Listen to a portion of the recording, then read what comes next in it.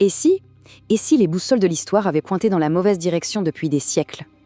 C'est le cœur de notre décryptage aujourd'hui. On va se plonger dans les recherches de Dan Gibson et explorer des preuves archéologiques assez surprenantes qui suggèrent une idée folle.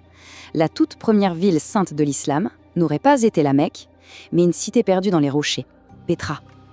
Alors, tout commence avec un geste fondamental, un rituel qui unit plus d'1 milliard de personnes chaque jour, la prière. Et au cœur de ce rituel, il y a une direction, la Qibla.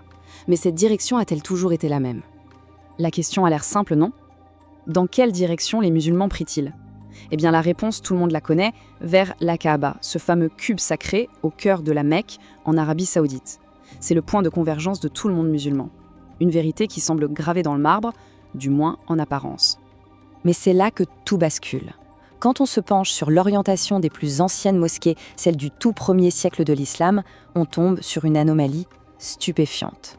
Regardez ce graphique. 85% d'entre elles ne pointent pas du tout vers la Mecque. Non, elles sont presque toutes alignées sur un autre point, la cité antique de Pétra. Ok, donc si les premières mosquées ne visaient pas la Mecque, où est-ce que les indices nous mènent? Pour reconstituer ce puzzle, on va se transformer en détective de l'histoire et suivre une piste faite de silence dans les textes, de vieilles cartes et de pierres gravées. Le tout premier indice, c'est un silence, un grand vide. Les historiens le savent, il y a une absence quasi totale de documents islamiques pendant les 150 premières années. Et quand les textes se taisent, il ne nous reste qu'une chose à faire, écouter les pierres.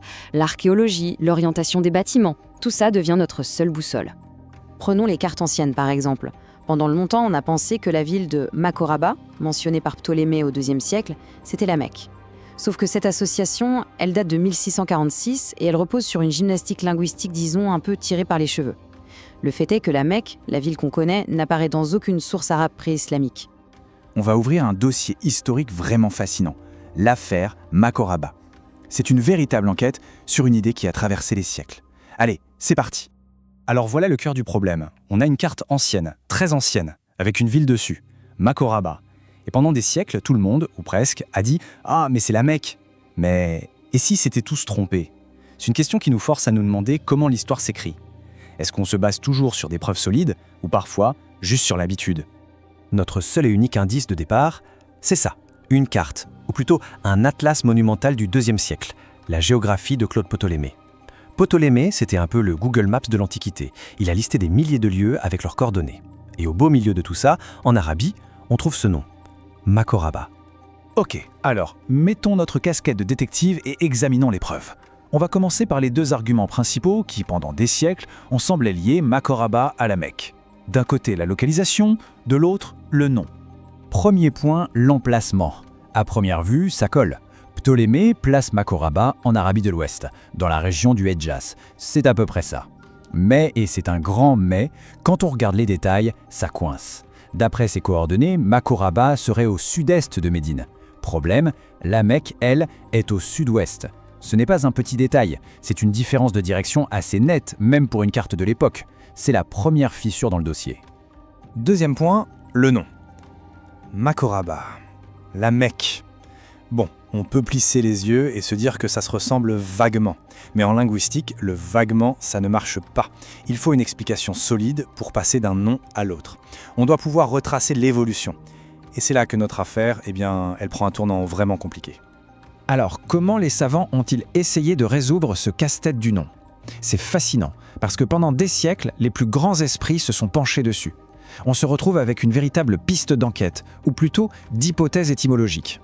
Et ça ne date pas d'hier, hein. Regardez cette chronologie. Tout commence en 1651 avec un certain Samuel Bochart. C'est lui qui lance l'idée. Et après lui, pendant des centaines d'années, des générations de chercheurs, qu'on appelait les orientalistes, ont repris le flambeau, chacun y allant de sa petite théorie. C'est une véritable saga intellectuelle qui se joue. Ok, regardons de plus près les 3 théories les plus célèbres. D'abord, Bochart, le pionnier. Il propose Makaraba, qui veut dire Grande Mecque. L'idée est séduisante, mais il a dû piocher dans l'hébreu, pas l'arabe, pas la bonne langue.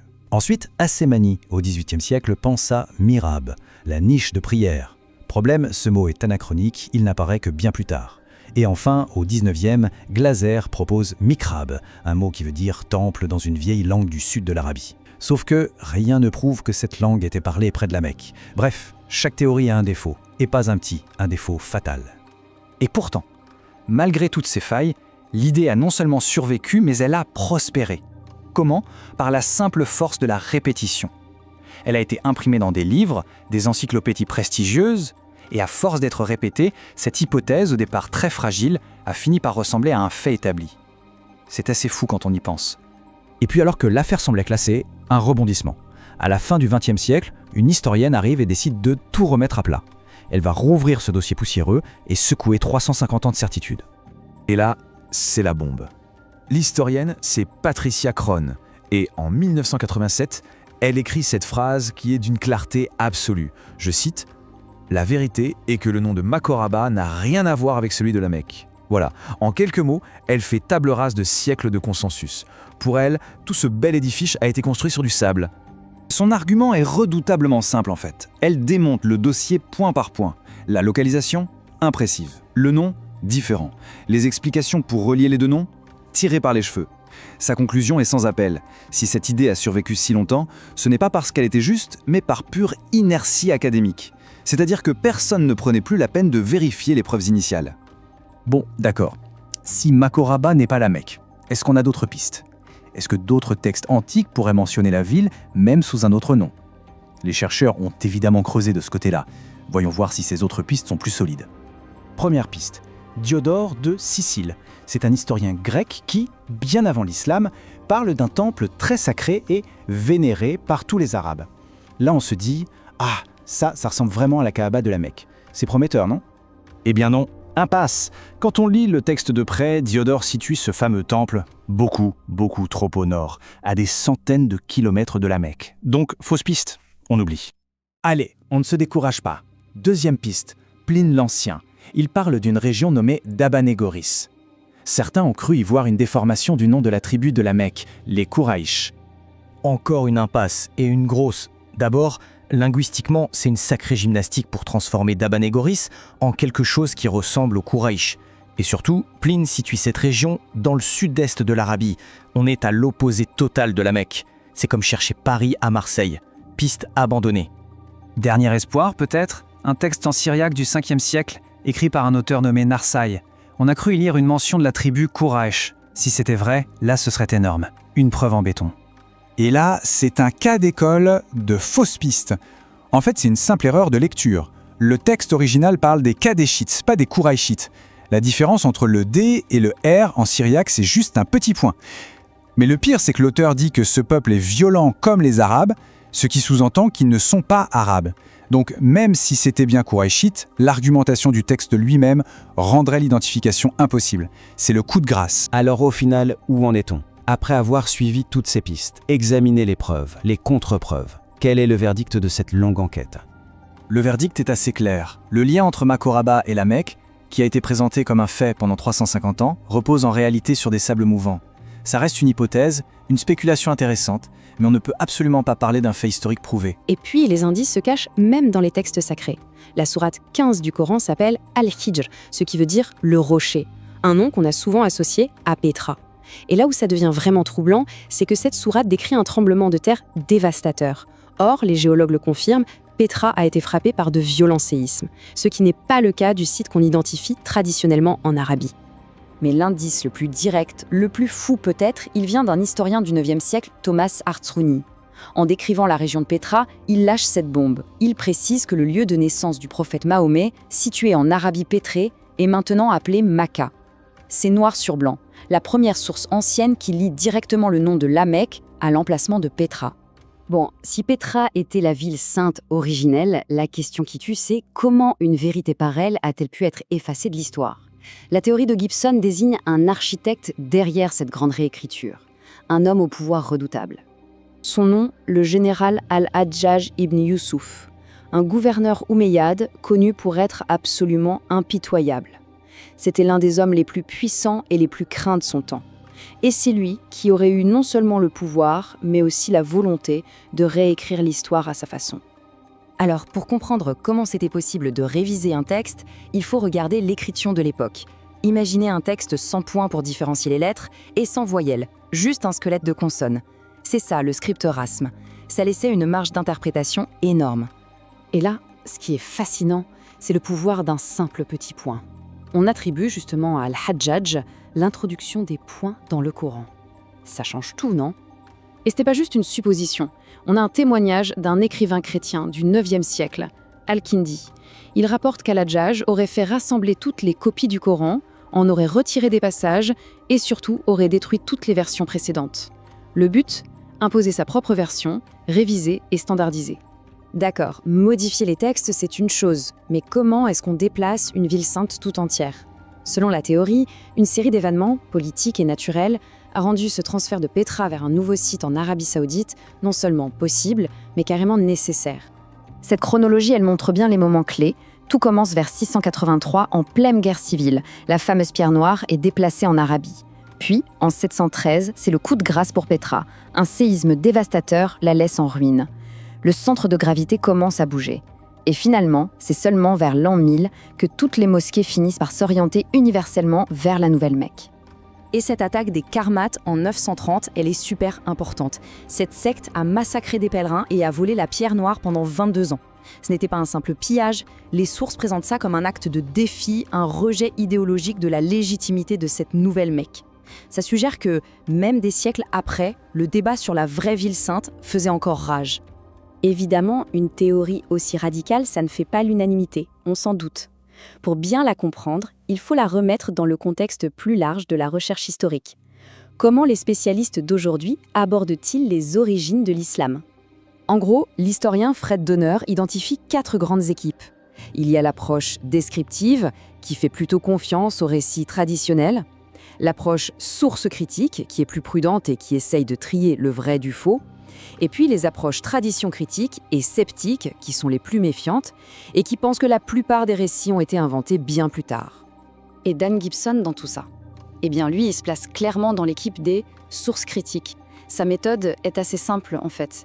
Il dit, puisque les textes sont rares et peut-être modifiés, partons de ce qui est concret, de l'archéologie. L'orientation des mosquées, c'est un fait matériel, mesurable. Et il utilise ça pour relire et réévaluer les sources écrites. Tout ça nous amène à une dernière réflexion. On dit toujours que l'histoire est écrite par les vainqueurs. Mais qu'est-ce qui est écrit dans les pierres ? Entre les textes parfois modifiés par le pouvoir et les récits forgés par le temps, les ruines silencieuses de ces premières mosquées, elles pourraient bien détenir une toute autre version de l'histoire. Une version qui attend simplement qu'on se penche pour l'écouter. C'est une idée qui a de quoi bousculer, presque impensable. Et pourtant, c'est le point de départ d'un débat académique très intense qui pourrait bien redéfinir notre compréhension des véritables origines de l'islam. Alors, cette idée un peu folle, d'où vient-elle ? Eh bien, elle nous vient d'un chercheur, Dan Gibson. Et attention, ce n'est pas juste une petite correction historique. Non, c'est une théorie qui remet en question des siècles de traditions et de croyances. Selon Dan Gibson, sa prémisse est en fait assez simple. Pendant presque un siècle, le point de convergence de la prière musulmane, ce n'était pas la Mecque, c'était la célèbre cité nabatéenne de Petra, dans l'actuelle Jordanie. Bon, une affirmation aussi énorme, ça ne sort pas de nulle part. Alors, sur quoi Gibson s'appuie-t-il pour avancer une chose pareille ? Sa thèse repose sur 4 observations principales qu'il présente comme des preuves archéologiques solides. C'est une sorte de récit en 4 actes, si on veut. D'abord, tout le monde regarde vers Petra. Ensuite, c'est le doute. Une période de flottement avec des orientations un peu partout. Après ça, en Occident, une orientation parallèle étrange. Et c'est seulement à la fin que tout le monde se met d'accord sur la Mecque. C'est une narration vraiment puissante. Mais voilà, une théorie aussi explosive, elle ne pouvait pas rester sans réponse. Forcément, elle a attiré l'attention d'autres spécialistes qui ont voulu voir de plus près. C'est là qu'une contre-enquête a commencé. Face à ces affirmations audacieuses, l'historien Khaled Balkin a entrepris un travail de titan. Retourner aux sources, vérifier chaque mesure, chaque date, chaque affirmation de Gibson, bref, tout reprendre à zéro. Et ce qu'il découvre, c'est assez dévastateur pour la théorie de Gibson. Il affirme avoir trouvé des erreurs fondamentales dans la méthode, ça va de données archéologiques qui disent le contraire à ce qu'il appelle carrément de la manipulation de dates, sans parler de simples erreurs de calcul. Ok, maintenant rentrons dans le vif du sujet, on va regarder quelques exemples concrets pour bien comprendre où ça coince. C'est vraiment en plongeant dans les détails qu'on saisit les enjeux du débat. Mais juste avant, un petit point technique. C'est super important pour la suite. La Qibla, c'est quoi au juste ? En gros, c'est la direction de la prière. Pour la déterminer dans une ancienne mosquée, on regarde le mur principal, celui vers lequel on prie, et on trace une ligne parfaitement perpendiculaire à ce mur. C'est cette ligne qui nous donne la direction. Notre premier arrêt nous emmène en Irak, à la mosquée de Wassit. C'est l'un des exemples phares que Gibson utilise dans son argumentaire. Et là, on a un vrai problème. Gibson dit « Oasis fait face à Petra », mais Balkin, lui, sort les rapports de fouilles archéologiques et montre que, non, en fait, la mosquée a été réorientée vers la Mecque très très tôt, dès le 1er siècle de l'Hégire. Ce simple fait met un sacré coup au premier pilier de la théorie de Gibson. Deuxième cas, on part au Liban, à Baalbek. Et là, on touche à un autre point très sensible, la question d'une possible manipulation des dates. Ça, c'est vraiment au cœur de la critique de Balkin. Il suggère que Gibson, en se rendant compte que l'orientation de la mosquée ne collait pas avec Petra, aurait modifié sa date de construction dans ses publications suivantes. Comme ça, hop, elle passe de la période Petra à sa période de confusion. C'est pour le moins troublant. Il ne s'agirait donc pas d'un ou deux cas isolés. Selon Balkin, c'est un schéma qui se répète. Des incohérences, des approximations qui, mises bout à bout, finissent par fragiliser toute la construction intellectuelle de la thèse de Petra. Ce tableau est assez parlant. On voit des écarts de datation qui sont juste énormes, comme pour Kairouan. Et le plus fou, c'est que certains bâtiments que Gibson présente comme des mosquées anciennes, eh bien les archéologues nous disent que c'était en fait une église pré-islamique, comme à Bosra, ou même pas un lieu de culte du tout, comme le palais d'Al-Arana. Bon, après tout ça, qu'est-ce qu'on retient? Où en est-on dans cette histoire? C'est quoi la conclusion de cet affrontement intellectuel? En fait, le point crucial, c'est celui-ci. La thèse de Gibson est audacieuse, elle est provocatrice, et elle a eu l'immense mérite de forcer tout le monde à se poser de nouvelles questions. Le problème, c'est que quand on gratte un peu, quand on vérifie les sources comme l'a fait Balkin, tout l'édifice semble s'effondrer. Et cette phrase résume parfaitement l'esprit de la démarche. L'histoire, ça n'est pas une collection d'anecdotes qui nous arrange. C'est un champ de bataille où les idées, même les plus séduisantes, doivent survivre à l'épreuve des faits, même si ça bouscule nos intuitions les plus profondes. Finalement, tout ce débat nous rappelle une vérité fondamentale. L'histoire n'est jamais figée, ce n'est pas un livre qu'on a fini d'écrire.